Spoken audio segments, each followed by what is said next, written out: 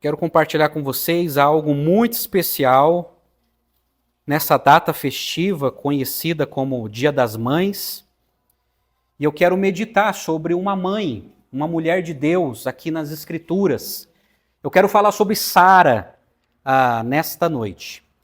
Novo Testamento, Hebreus, capítulo 11, a partir do verso 11. Lerei o verso 11 e o verso 12. Hebreus, capítulo 11, verso 11. Muito bem, como é um costume, né? Todas as datas festivas, principalmente o Dia das Mães, eu seleciono uma mulher de Deus para estudarmos sobre a fé dessa mulher. E hoje eu quero me concentrar sobre Sara, que foi uma mulher de Deus, que foi uma mãe também, que teve as suas lutas, seus erros e acertos como mãe. E eu quero meditar sobre a vida dessa mulher de Deus. E Hebreus capítulo 11, a partir do verso 11, ela foi acrescentada ali na galeria dos heróis da fé. E o escritor, ele escreveu assim sobre ela. Hebreus 11, verso 11. Acompanhe comigo a leitura da Escritura, que diz: pela fé, também a própria Sara, apesar de não poder ter filhos, e já ser idosa, recebeu poder para ser mãe, pois considerou fiel aquele que lhe havia feito a promessa. Verso 12, por isso, também de um só homem, praticamente amortecido, saiu uma posteridade tão numerosa como as estrelas do céu e inumerável como a areia que está na praia do mar. Até aqui. Vamos orar mais uma vez? Pai amado, nós estamos diante da Tua palavra e da Tua presença, e quando nós nos aproximamos com esta motivação, sentimos temor, ó Deus, e tremor. Então, Pai, tem misericórdia de mim, ajuda-me a ser fiel à Tua santa Escritura, e fala a cada coração aqui nessa noite, dos meus irmãos que estão aqui e aqueles que estão assistindo, ó Deus. Ilumina, Senhor, as nossas mentes através do Espírito Santo para entendermos a palavra do Senhor. Fala conosco, ó Deus, pois nos submetemos à Tua palavra. Oramos agradecidos em nome do Senhor Jesus. Amém e amém. Amados irmãos, como vocês estão acostumados aqui, hoje não será um sermão expositivo, vai ser um sermão biográfico, concentrado na vida de Sara. Mas olha só, pela graça de Deus, vai fazer 6 anos que estou morando aqui em Canoinhas. E nesses 6 anos, participando dessa plantação da Igreja Batista Central de Canoinhas, a cada ano, nessa data, eu tenho meditado sobre uma mãe. Por exemplo, no primeiro ano que eu já estava aqui, eu falei sobre Maria, a que foi a mãe de Jesus. No segundo ano eu falei sobre Joquebede, que foi a mãe de Moisés. No terceiro ano eu falei da avó Lloyd, que foi a avó de Timóteo, e de Eunice, que foi mãe de Timóteo. No quarto ano eu falei sobre Rebeca, que foi mãe de Jacó e Esaú. No quinto ano eu falei sobre Ana, que foi mãe do profeta Samuel. E este sexto ano que estou aqui, eu quero falar sobre Sara, que foi mãe de Isaac. E ela está aqui selecionada em Hebreus capítulo 11, né? Nós não sabemos muito bem quem escreveu a carta aos Hebreus, há um debate sobre quem foi, se foi Paulo, se foi Apolo, se foi Tertuliano, não sabemos, mas sabemos que é uma carta que foi escrita, inspirado pelo Espírito Santo. E Hebreus capítulo 11 é a galeria dos heróis da fé. E Hebreus capítulo 11 mostra o plano da redenção em Deus, como esse plano foi se concretizando em cada homem e em cada mulher. O capítulo 11 é um relato comovente de santos fiéis do Antigo Testamento e tem sido intitulado por alguns como a Galeria da Fama dos Santos, ou a Lista de Honra dos Santos do Antigo Testamento, ou Heróis da Fé. Todos atestam o valor que tiveram como o fato de viver pela fé. Eles compõem a nuvem de testemunhas, como está no capítulo 12, verso 1, que no qual eles deram um testemunho poderoso aos hebreus para que se voltasse à fé na verdade de Deus em Cristo Jesus. Qual é o problema do contexto dos hebreus? Que muitos hebreus estavam voltando aos rudimentos do Antigo Testamento. Aí o escritor aqui está advogando o seguinte: não, olha só, você precisa olhar para Cristo. Cristo cumpriu a lei por nós, Cristo cumpriu muitas coisas do Antigo Testamento que estava apontando para ele, e muitos judeus estavam abandonando a fé cristã e voltando para o judaísmo. E aqui o escritor dos Hebreus estava dizendo o seguinte: olha, não, olha para a galeria, olha os homens e mulheres que Deus levantou, que tiveram fé no Messias que viria. Qual a diferença desses homens e mulheres de nós? Que eles tiveram fé no Messias que viria e nós temos fé no Messias que já veio. E Sara, no meio dessa galeria, ela foi acrescentada ali. Mas Hebreus capítulo 11, verso 11 e 12, diz que ela recebeu poder para ser mãe. Ela recebeu um milagre. Mas o interessante é que no grego original seria melhor traduzido assim: pela fé, Abraão, junto com Sara, recebeu poder para procriar. Eles receberam um milagre. Ela, como mãe, recebeu o milagre da maternidade, ele, como pai, o milagre da paternidade. E diz o verso 11 que ela já estava avançado de sua idade, aos 90 anos, conforme Gênesis 17, 17, já fazia muito tempo que ela havia passado da idade de ter filhos e nunca havia conseguido conceber. Deus capacitou-a, no entanto, por causa de sua fé na promessa de Deus, ela recebeu esse milagre. E no verso 2 fala de Abraão, já amortecido, né? Tem uma tradução que diz assim, já morto. O que isso quer dizer? Que aos 99 anos, Abraão já havia passado da idade de ter filhos sem a intervenção divina. E aos 99 anos, ele recebeu a dádiva de se tornar pai e sua esposa teve um filho. Aí no verso 12, quando fala das estrelas e da areia, essa é uma hipérbole que enfatiza a imensidade de seres humanos que sairiam da semente de Abraão. Deus entregou uma promessa a Abraão: Abraão, a tua descendência vai ser tão grande, semelhante às estrelas do céu e às areias do mar. Então, gente, esse é o contexto, bem resumidamente, sobre Hebreus, e principalmente Hebreus capítulo 11. Mas eu quero chamar a sua atenção: Sara, apesar de suas falhas e qualidades, ela foi uma mulher de Deus, que teve que lutar contra a incredulidade e abraçou a verdadeira fé nas promessas de Deus. Nessa noite eu destaco 3 lições sobre a vida dessa mulher de Deus. 3 lições, e eu já quero te repassar os pontos. Primeira lição, eu quero te apresentar os desafios de Sara, que ela teve que enfrentar. Segundo, os pecados de Sara, os pecados que ela cometeu. E terceiro, a alegria de Sara. Estes são os 3 pontos da minha pregação. Pois bem, vamos lá. Primeiro ponto, os desafios de Sara. Eu quero destacar para vocês 3 desafios que ela teve que enfrentar na vida dela, principalmente como mulher. Aí, se você quiser, você pode passear comigo lá em Gênesis, capítulo 12, porque Gênesis é o livro que trata da vida de Sara. Se você não quiser, só me ouça o que eu vou destacar na vida dessa mulher. Eu destaco 3 desafios que ela enfrentou na vida. E em Gênesis capítulo 12, ela enfrentou um desafio terrível. Ela acompanhou o marido em seu desligamento da família para seguir o chamado de Deus a um lugar desconhecido. Gênesis capítulo 12, Abrão, seu marido, recebe um chamado. E ela, como esposa, ela teve que acompanhá-lo. Olha só Gênesis capítulo 12, quando Deus disse assim para Abrão: o Senhor disse a Abrão, saia da sua terra, da sua parentela e da casa do seu pai e vá para a terra que lhe mostrarei. Farei de você uma grande bênção e o abençoarei e engrandecerei o seu nome. Seja uma bênção. Abençoarei aqueles que o abençoarem e amaldiçoarei aqueles que o amaldiçoarem.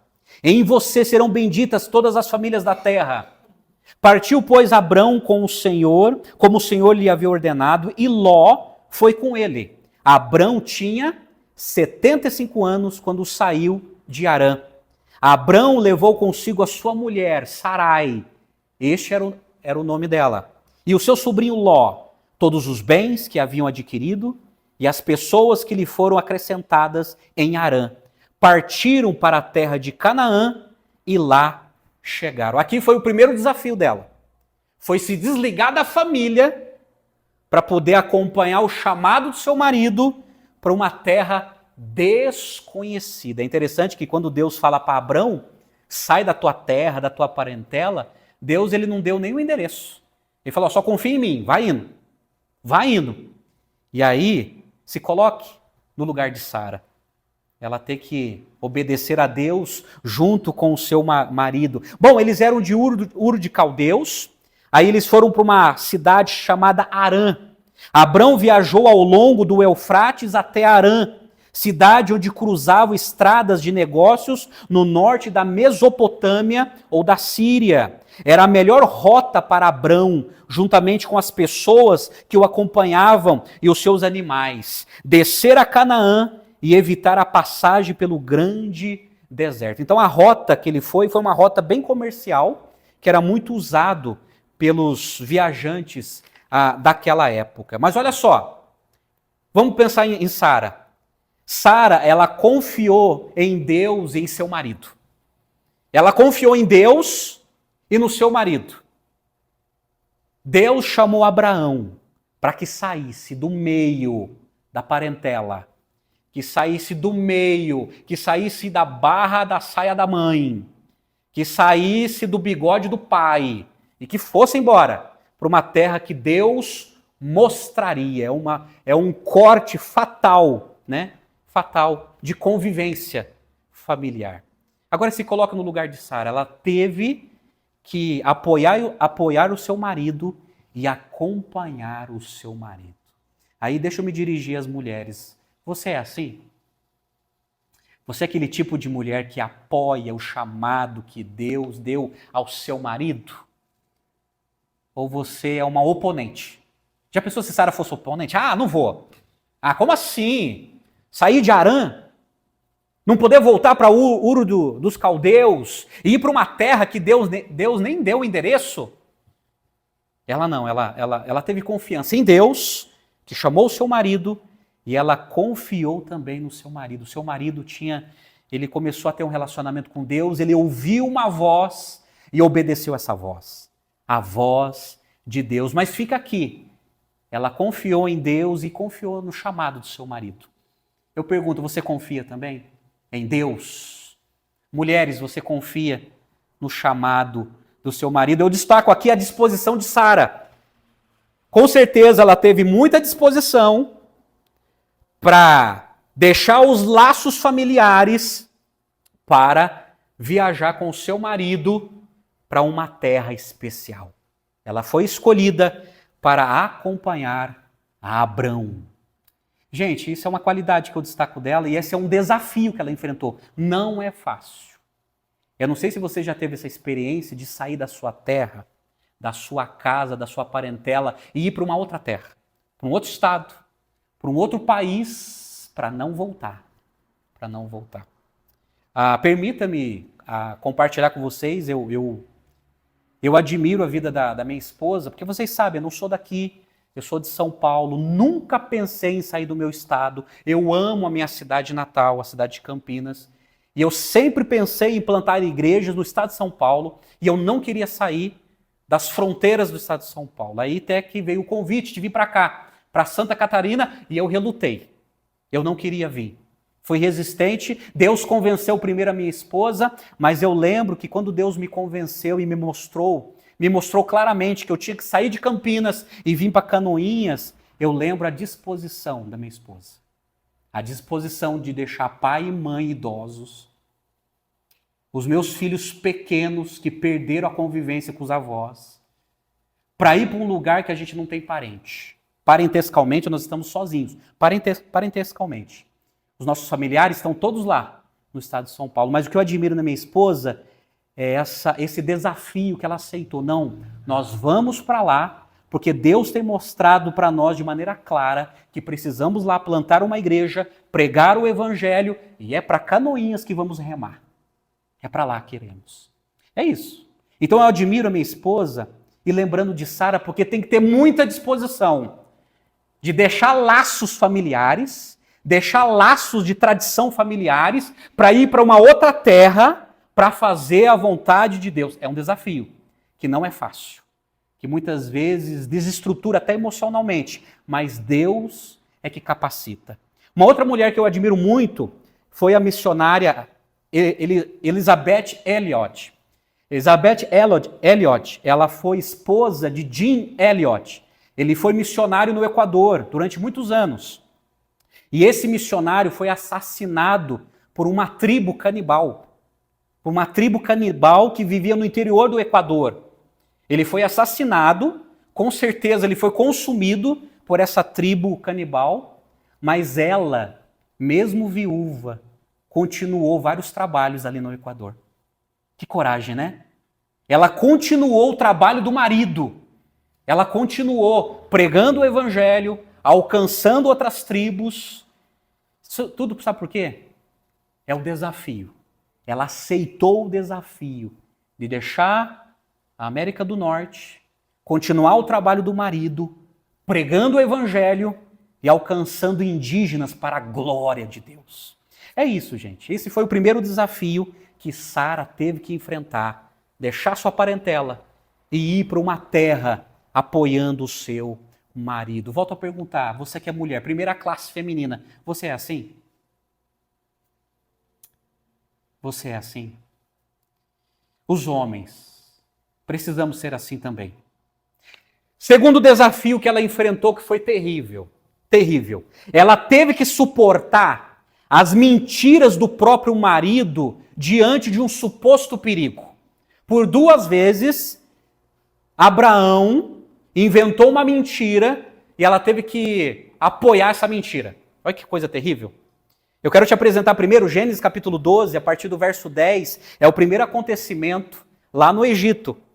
Houve uma grande fome, é o verso 10. Havia fome naquela terra. Assim Abrão foi para o Egito para ali ficar, porque era grande a fome na terra. Quando se aproximava do Egito, quase ao entrar, disse a Sarai, sua mulher. Olha só o que ele disse. Ora, bem sei que você é uma mulher muito bonita. Os egípcios, quando virem você, vão dizer, essa é a mulher dele. Então eles vão me matar, deixando você com vida. Diga, pois, que você é minha irmã, para que me tratem bem por sua causa e por amor a você, me conservem a vida. Tendo Abrão entrado no Egito, os egípcios viram que a mulher era, de fato, muito bonita. Os príncipes de Faraó a viram e foram elogiá-la diante de Faraó, e a mulher foi levada para a casa de Faraó. Este, por causa dela, tratou bem a Abrão, o qual veio a ter ovelhas, bois, jumentos, escravos, escravas, jumentas e camelos. Porém, o Senhor puniu Faraó e a sua casa com grandes pragas por causa de Sarai, mulher de Abrão. Faraó chamou Abrão e lhe disse, o que é isso que você fez comigo? Por que não me disse que ela era sua mulher? E por que me disse que ela era sua irmã? Foi por isso que a tornei para ser minha mulher. Agora, pois, aqui está sua mulher. Tome-a e vá embora daqui. E Faraó deu ordens a seus servos a respeito de Abrão, e eles o acompanharam, a ele e a sua mulher, e a tudo o que possuía. Está aqui a primeira ocorrência, a primeira mentira. A primeira mentira. Abraão, com medo de ser assassinado, dizer a minha esposa, e diz a Bíblia no hebraico que ela era muito formosa, era uma mulher muito bonita, a Sara. E aí, ele inventou essa mentira, mesmo, depois eu vou explicar para você, mesmo assim, ela tinha um grau de parentesco com Abrão. Mas a motivação foi o seguinte, foi a mentira. A mentira, olha, minta, fala que você é minha irmã, porque, olha, não quero morrer. E o grande problema é que ele influenciou ela a mentir, ela se submeteu à mentira dele e ele foi recompensado, né? Ganhou animal, um monte de coisa. Ainda bem que Deus interviu na vida do faraó, mostrando para faraó que era uma mentira. Mas olha só, segunda mentira. Aí, se não bastasse uma, esse é o problema do mentiroso, né? Se não bastasse uma mentira, depois ele reproduziu a mesma mentira. Agora com o rei Abimeleque.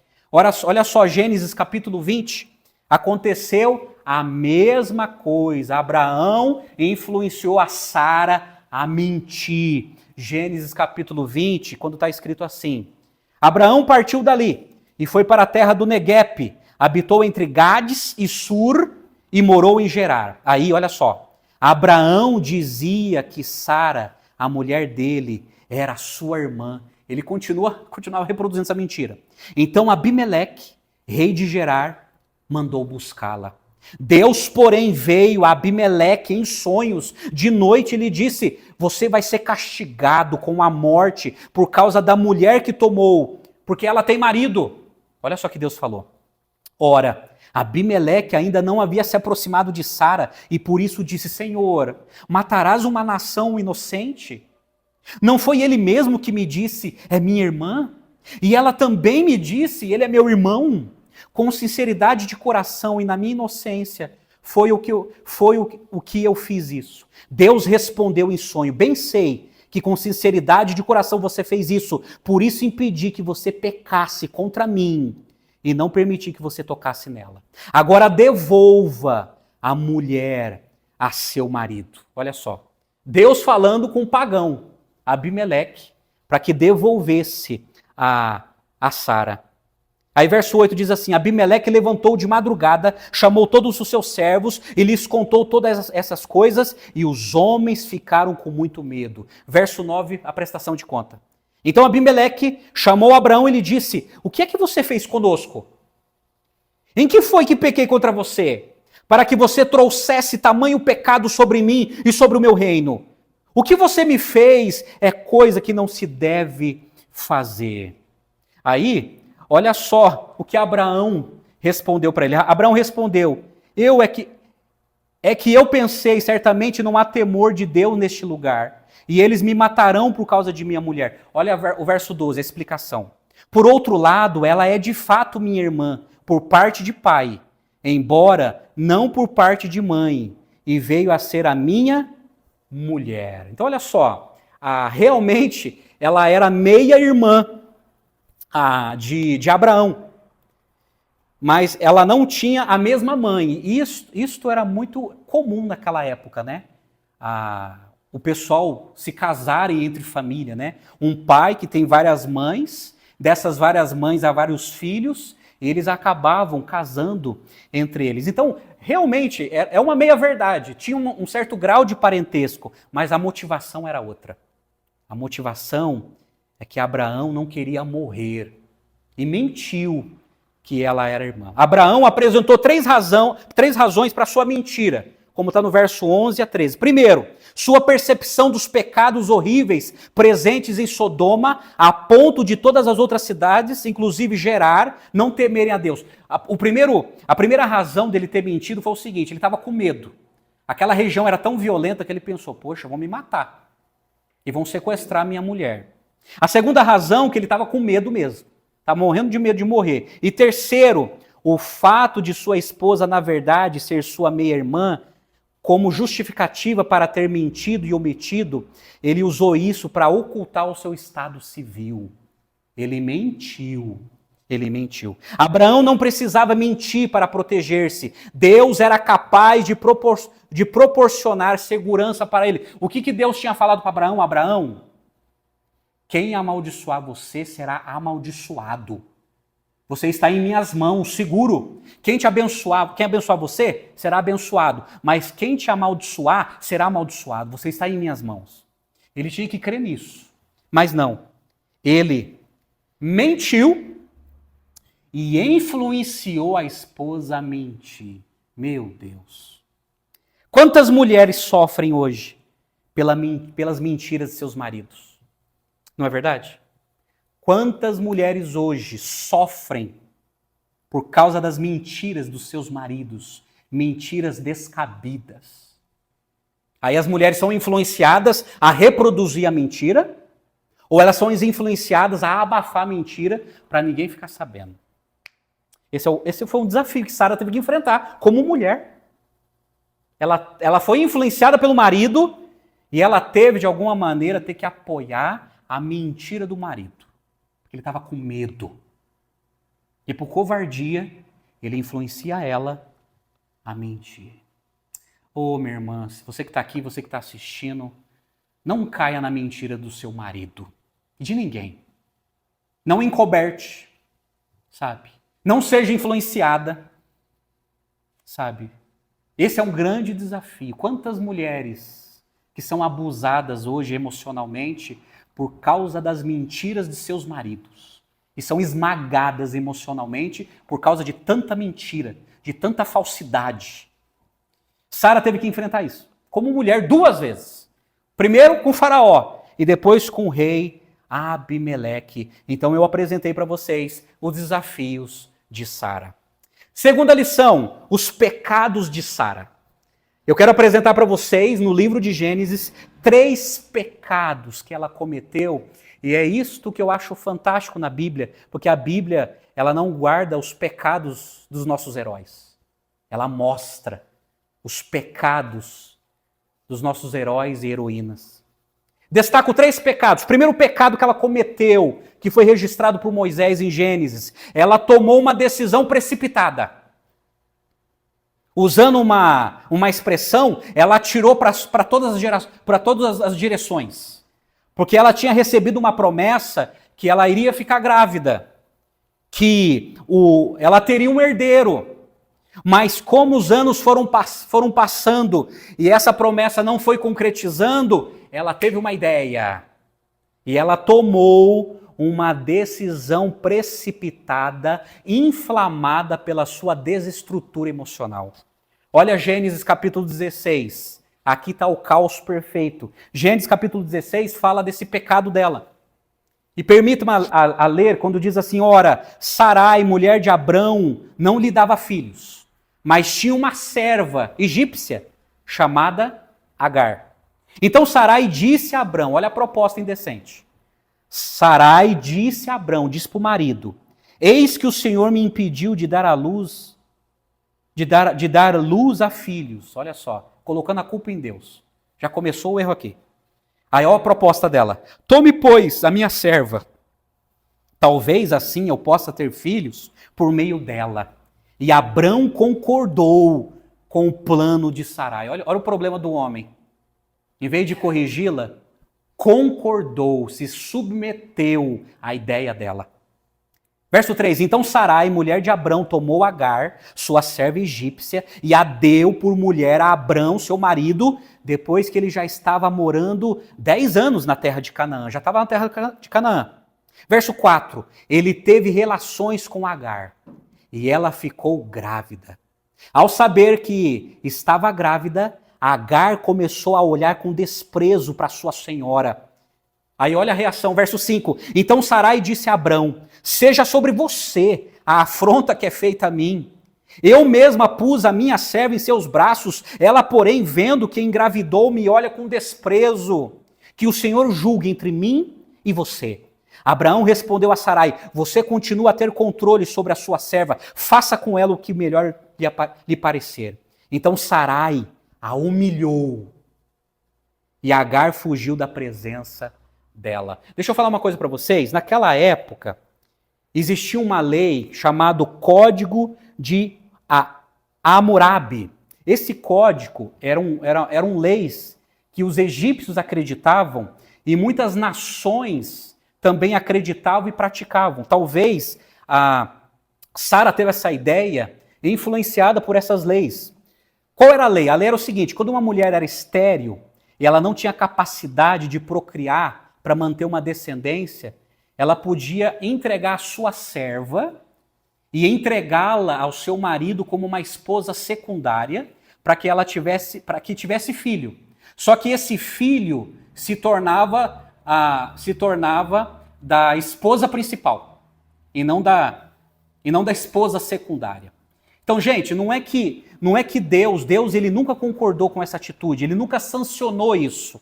Mas o problema contextual daquela época, que esse código de leis familiares é que as culturas praticavam naquela época. E talvez Sara, influenciada por essa cultura, ela teve essa ideia, com acesso a essa cultura, e tendo essa ideia, falou, opa, calma aí, os egípcios fazem isso, eu não estou tendo filho, então eu vou entregar a minha serva. Agar, que era uma egípcia, que era uma escrava. Ela não era uma escrava maltratada, mas era uma serva muito querida, que andava lado a lado com Sarai. Mas deixa eu chamar a sua atenção, olha a decisão precipitada de uma mulher. Ela recebeu a promessa de Deus, o tempo estava passando, ela ficou impaciente, tendo contato com a cultura e baseado na sua impaciência, ela teve uma ideia. Olha, Abrão, eu vou te entregar a minha escrava. E ela que teve essa ideia, você pode tomá-la, para que através dela, a nossa descendência que Deus falou, seja mantida para multiplicar pessoas aqui na terra de Canaã. Olha que coisa. Olha a decisão precipitada sem consultar a Deus. Deus, a priori, já tinha falado, você vai ficar grávida. Deus, ele tinha uma promessa, mas ela quis fazer do jeito dela. Calma aí. Primeiro ela coloca a culpa em Deus. Olha, Deus acho que não vai permitir mais. E aí ela teve essa ideia, influenciando o marido, e o marido concordou com o plano de Sarai. Agora sabe qual é o problema? O plano deu certo. A Agar ficou grávida. E quando a Agar ficou grávida, ela começou a ter uma certa rivalidade com a sua senhora. Ela começou a desprezar a Sara. E aí Sara ficou muito incomodada. Aí você sabe o que é pior? No verso 5, ela coloca a culpa no homem. Ela que teve a ideia indecente, aí depois ela colocou a culpa em quem? No homem. Você está entendendo aqui a síndrome do pecado de Gênesis? A síndrome de Adão e Eva? Ela não confia em Deus, tem um plano indecente. Ela apresenta o plano indecente para o marido, que devia ser o cabeça do lar, em vez de corrigi-la, concordou. E quando há coisas erradas no plano, a culpa é do marido. Mas não foi ela que apresentou o plano? Então um culpando o outro, né? Um culpando o outro. Não, olha só, eu tive um plano, mas a culpa é sua. Aí sabe o que Abraão faz? Ele tenta se livrar da culpa. Olha, a serva é sua, faz o que você quiser. O plano foi seu. Um tentando culpar o outro. Um tentando culpar o outro. Deixa eu falar uma coisa para você. Esse é um pecado terrível. Quantas mulheres que eu conheço tomando decisão precipitada na vida. E algumas ainda hoje sofrem por decisões erradas do passado. Porque sabe que pisou na bola. Sabe que desobedeceu a Deus. Estão sofrendo hoje as consequências que poderiam ser evitadas. Poderiam. Decisão precipitada. Toma cuidado com a decisão precipitada e o problema influenciando os outros a aceitar. Esse é o problema. Ela elaborou uma decisão precipitada e influenciou o marido a praticar o plano indecente. E quando como não deu tudo certo como ela esperava, e como muitas mulheres esperam hoje, aí tem que procurar alguém tem que ser o bode expiatório para receber a culpa. Aí quem é a culpa de quem? De quem está mais perto, o marido. O marido é culpado. Cuidado, não seja assim. Não seja assim, mulher precipitada. Mulheres que são totalmente influenciadas pelo seu emocional, não pensam racionalmente antes de tomar uma decisão ou elaborar um plano, mas são movidas pelas desestruturas do seu emocional e envolvendo outros ainda. Esse foi o primeiro pecado de Sara. Segundo pecado, segundo pecado, ela foi tomada. Mas antes de entrar nesse pecado, olha só, ela começou a humilhar sua serva. Ela começou a humilhar sua serva. É o caos perfeito, né? É uma serva insubmissa e uma patroa rancorosa. É o plano perfeito para um caos. Ela toda rancorosa, porque ela se sentiu desprezada. Aí a serva insubmissa, que começou realmente a desprezá-la. Aí deu o quê? Problema. Segundo pecado de Sara, que foi terrível, ela foi tomada de incredulidade. Ela não creu. Olha o capítulo 18 de Gênesis. Gênesis capítulo 18. Deixa eu explicar para vocês. Abraão, ele recebeu uma visita de 3 homens. 3 homens. Moisés identifica esses 3 homens como uma teofania, como se Deus, de alguma maneira, se manifestou através desses 3 homens que visitaram a Abraão. Abraão, como homem hospitaleiro, ele fez o banquete para aqueles homens e se sentaram numa tenda e começaram a conversar. E Gênesis, capítulo 18, a partir do verso 9, tem o diálogo entre Abraão e esses homens. E está escrito assim: então lhe perguntaram, onde está Sara, sua mulher? Ele respondeu, está aí na tenda. Um deles disse, certamente voltarei a você daqui a 1 ano, e Sara, sua mulher, dará à luz um filho. Sara estava escutando à porta da tenda, atrás de Abraão. Abraão e Sara já eram velhos, avançados em idade, e a Sara já lhe havia cessado o costume das mulheres. Isso é, não menstruava mais. Verso 12, por isso Sara riu em seu íntimo, dizendo consigo mesma, depois de velha, e velho também o meu Senhor, terei ainda prazer. Então o Senhor perguntou a Abraão, olha que interessante essa expressão. Um daqueles homens era o próprio Senhor, de alguma maneira encarnado, não sabemos. Mas Moisés, ele colocou assim, o Senhor perguntou a Abraão, por que Sara riu? Dizendo, será verdade que darei ainda à luz sendo velha? Olha só o que aquele Senhor disse, por acaso existe algo demasiadamente difícil para o Senhor? Daqui a 1 ano, neste mesmo tempo, voltarei a você e Sara terá um filho. Então Sara teve medo e negou, dizendo, olha a teimosia de Sara, eu não ri. Ele, porém, disse, não é verdade, é certo que você riu. Ela foi incrédula. Ela esqueceu da promessa de Deus, ela não abraçou mais a promessa de Deus. E já avançada em idade, diz o texto que ela riu em seu íntimo. Não foi nem uma gargalhada. Ela riu em seu íntimo quando ela ouviu daquele Senhor dizendo, daqui a 1 ano eu vou voltar e ela vai ter um filho.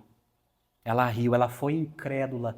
Ela não creu na promessa do Senhor. O que precisamos entender é que Deus é onisciente e conhece o que ocorre no nosso íntimo. Ele sabe, no seu íntimo, se você crê ou não crê. Precisamos entender que Deus é onipotente e precisamos crer nele. É por isso que ele mesmo falou, tem alguma coisa difícil para o Senhor? Tem alguma coisa demasiadamente difícil? A resposta é não. Não. O Deus que fez os céus e a terra é o mesmo Deus que pode fazer uma estéril ficar grávida. É isso que ela tinha que crer. Mas ela foi incrédula. Cuidado com a incredulidade. Cuidado. Quando você não passa mais só porque as coisas não acontecem no seu tempo e dentro do seu calendário, você começa a descrer nas promessas de Deus, só porque as coisas não estão acontecendo do seu jeito e no seu tempo. Tome muito cuidado. Terceiro pecado de Sara. Ela agiu com ressentimento. Gênesis capítulo 21. Ela agiu com ressentimento. Só lembrando, Isaac já tinha nascido, Ismael, filho da escrava, já tinha nascido, já estava maior. Aí aconteceu um episódio, um problema familiar.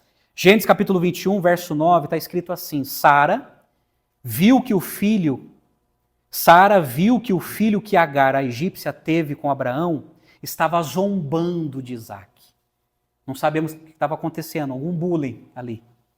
Então Sara disse a Abraão, mande embora essa escrava e o filho dela, porque o filho dessa escrava não será herdeiro com meu filho Isaac.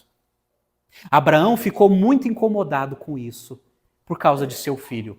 Mas Deus disse a Abraão, não fique incomodado por causa do menino e por causa da escrava, faça tudo o que Sara disser, porque por meio de Isaque será chamada a sua descendência. Mas também do filho da escrava farei uma grande nação, porque ele é o seu descendente. É Deus consolando, né? Na manhã seguinte, Abraão levantou-se de madrugada, olha que cena, levantou de madrugada, pegou o pão e um odre de água, pôs tudo sobre os ombros das costas de Agar, deu-lhe o menino e a despediu. E ela saiu andando sem rumo pelo deserto de Berseba. Que coisa triste. Continuando o texto, Deus é tão fiel que Deus cuidou dela. Deus cuidou dela. Deus consolou Abraão, porque foi muito difícil, mas Deus ajudou Agar a Ismael. Mas sabe o que foi o problema do ressentimento dela? Que ela influenciou Abraão para que os mandasse embora. Ela que influenciou. Abraão amava Ismael. Era filho dele. Mas ela, por um ressentimento, por causa de um conflito, ela fez a seguinte proposta: mande embora. Porque esse aí não vai ser herdeiro junto com o meu, não. Não vai. Mas o plano não foi dela. A ideia não foi dela. Tá vendo como decisão precipitada, gente? Muita gente toma decisão hoje e se arrepende amanhã. Muita gente pensa que está tomando a decisão certa hoje, mas se arrepende amanhã. Aí já é tarde demais, o conflito já foi estabelecido. Mas ela influenciou, isso é o problema. O ressentimento dela, o rancor dela, a mágoa dela influenciou o marido a tomar uma decisão difícil. A mandar embora o seu próprio filho. Imagina o coração desse pai, seu próprio filho. E vê-los indo embora naquele deserto de Berseba. Esse foi o grande pecado de Sara. Não seja assim, irmã, não seja assim rancorosa, ressentida, a ponto de influenciar o seu marido a tomar decisões baseadas em você. Baseadas no seu egoísmo. Quantas mulheres fazem isso? E quantos homens também? O grande problema é a maldita murmuração. A maldita murmuração, reclamando, reclamando e reclamando. Aquele problema poderia ser solucionado como bons adultos, né? Mas não, ela fala, mande embora. Mande embora a escrava esse menino, porque ele não vai ser herdeiro, não vai ter parte com a nossa herança, com a nossa descendência. Mas Deus consolou o coração de Abraão. Dele será uma grande nação também. Agora, pela providência de Deus, diante das falhas humanas, ele abençoou Agar e também de Ismael fez uma grande nação. A providência de Deus. Diante das falhas humanas, Deus fez de Agar também, Deus fez de Ismael uma grande nação. Cuidado com o seu ressentimento. Cuidado com as suas murmurações. Cuidado. Então, esse foi o grande pecado de Sara. O seu ressentimento. Que influenciou seu marido a um ultimato, a tomar uma decisão difícil. Bom, esses foram os pecados de Sara. Então já falei dos desafios, já falei dos pecados. Terceira lição, a alegria de Sara. Porque Sara teve que amadurecer. Sara teve que crescer. E aí, deixa eu te apresentar a alegria de Sara. A primeira alegria, Deus mudou o nome dela. Gênesis capítulo 17, verso 15. Olha que lindo. Gênesis capítulo 17, Abraão tem um encontro com Deus e Deus faz um pacto com Abraão. Abraão, você vai se circuncidar, essa será a minha marca em você e na tua descendência. E aí ele muda o nome de Abraão e ele muda o nome de Sara, de Sarai para Sara. E Gênesis 17, verso 15, diz assim, Deus disse a Abraão, a Sarai, sua mulher, você não chamará mais de Sarai, porém de Sara. Eu a abençoarei e darei a você um filho que nascerá dela. Sim, eu a abençoarei e ela se tornará nações, reis de povos procederão dela. Então Abraão se prostrou com o rosto em terra e riu, dizendo consigo mesmo, pode nascer um filho a um homem de 100 anos? E será que Sara, com seus 90 anos, ainda poderá dar à luz? Era a dúvida, por causa da idade avançada. Então Abraão disse para Deus: quem dera que Ismael vivesse sobre a tua bênção. Deus lhe respondeu: na verdade, Sara, sua mulher, lhe dará um filho e você o chamará de Isaque. Estabelecerei com ele a minha aliança, a aliança perpétua para a sua descendência. Quanto a Ismael, eu ouvi o pedido que você me fez. Vou abençoá-lo, farei com que seja fecundo e o multiplicarei extraordinariamente. Ele será pai de 12 príncipes e dele farei uma grande nação. Mas a minha aliança eu estabelecerei com Isaque, o filho que Sara dará à luz para você, neste mesmo tempo daqui a 1 ano. Deus mudava os nomes das pessoas para revelar o seguinte, o seu caráter. Quando Deus mudava o nome de uma pessoa, era mostrando o tipo de caráter que a pessoa ia ter. Então, de Sarai para Sara. A palavra Sara significa princesa, gente. Princesa. Se eu tivesse uma filha, eu ia colocar de Sara. Se eu tivesse. Agora não vai poder mais, né? Depois da vasectomia, não tem mais. Fechou a fábrica. Quando Deus mudava o nome de uma pessoa, ele estava revelando uma missão também. Então, quando Deus mudava o nome de uma pessoa, era Deus revelando uma missão. Quando Deus mudava o nome de uma pessoa, ele estava revelando uma promessa. E a promessa foi o quê? Você vai ficar grávida. Então essa foi a primeira alegria dela, gente. Sabe por quê? Porque essa foi a experiência que ela teve com Deus. Ela teve uma experiência profunda com Deus, no qual até o seu nome foi alterado. O seu nome e o seu destino. Esta foi a sua alegria. Segunda alegria, o nascimento de Isaque. Gênesis capítulo 21, Isaque nasceu, diz assim o texto, o Senhor visitou Sara como tinha dito e cumpriu o que lhe havia prometido. Sara ficou grávida e deu à luz um filho a Abraão na sua velhice, no tempo determinado de que Deus lhe havia falado. Olha só, no tempo de Deus. Ao filho que lhe nasceu, que Sara lhe dera à luz, Abraão deu o nome de Isaque. Abraão circuncidou o seu filho Isaque quando ele tinha 8 dias, segundo Deus lhe havia ordenado. Abraão tinha 100 anos quando lhe nasceu Isaque, seu filho. E Sara disse, olha que lindo que Sara disse, Deus me deu motivo de riso. E todo aquele que ouvir isso vai rir comigo. Olha só, alegria. Agora esse riso aqui, gente, é uma alegria, não é sarcasmo, como ela fez antes. Como ela tinha feito, quer dizer. Em relação quando ela ouviu que ia ficar grávida. Não era uma risada sarcástica, incrédula, mas era o riso de alegria. Agora eu sou mãe. Eu sou mãe. A promessa de Deus se cumpriu. O milagre foi realizado. Agora eu sou mãe. A promessa de Deus se cumpriu. E ela experimentou a alegria de ser mãe. Deixa eu te perguntar, mulheres, vocês têm alegria de ser mãe? Têm alegria de ser mãe? Gente, ser mãe, como eu tenho observado, é uma alegria. A maternidade é uma alegria, mas olha só, que tristeza, as mulheres casadas e sadias, que não têm nenhum problema físico, que não querem ser mãe. Que tristeza.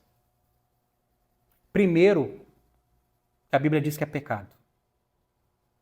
Porque o casamento também tem a ver com procriação e perpetuação da descendência. O casamento não é só para o prazer. Tem a ver com prazer, mas também tem a ver com perpetuação da descendência. Mas como é triste ver mulheres hoje sadias fisicamente, sadias emocionalmente, e não querem ter filhos.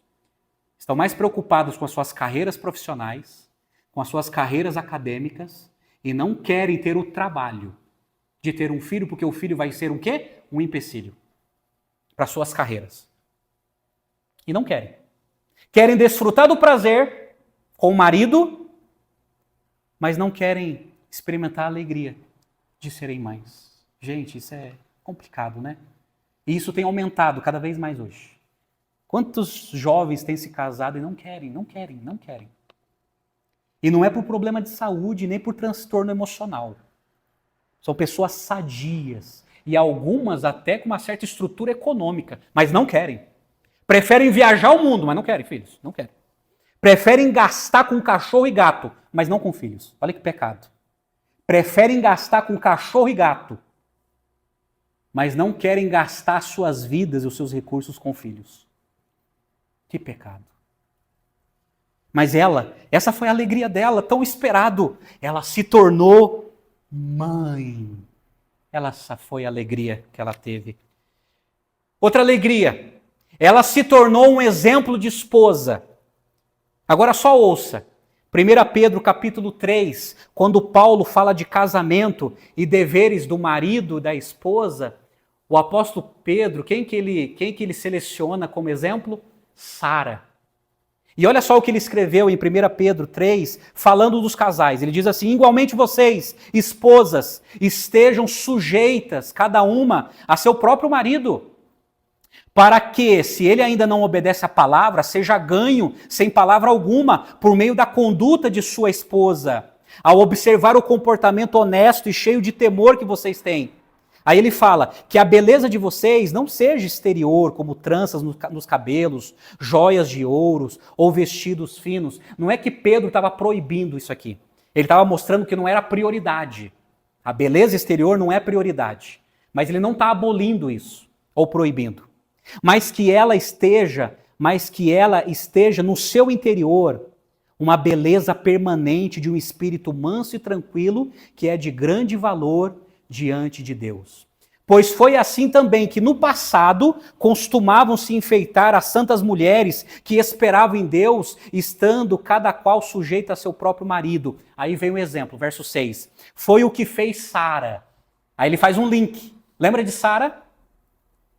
Foi o que fez Sara, que obedeceu a Abraão, chamando-o de Senhor, da qual vocês se tornaram filhas, praticando o bem e não temendo perturbação alguma. É lógico que naquela época, gente, as esposas tinham o costume de chamar o marido de Senhor. Era um costume. Mas aqui Pedro está destacando o respeito.